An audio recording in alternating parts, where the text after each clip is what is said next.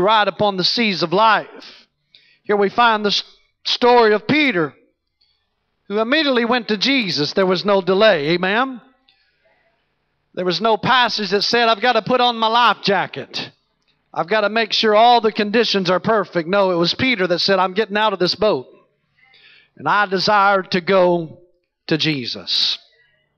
There are ships in this world we know were called unsinkable and indestructible. Remember the Titanic. There's boats in this life that if you stay on them, amen. We preached a few weeks ago about the cruise to nowhere. Here we are preaching again about boats. Amen. There's something about a vessel. Amen. I don't care if it's a boat you want to talk about today, or a train, or a car. Whatever the vessel is you want to talk about today. Amen. It's important at some point in our lives that we have to make up in our minds, you know what? I'm not getting anywhere. Amen. I've got to get out of the status quo.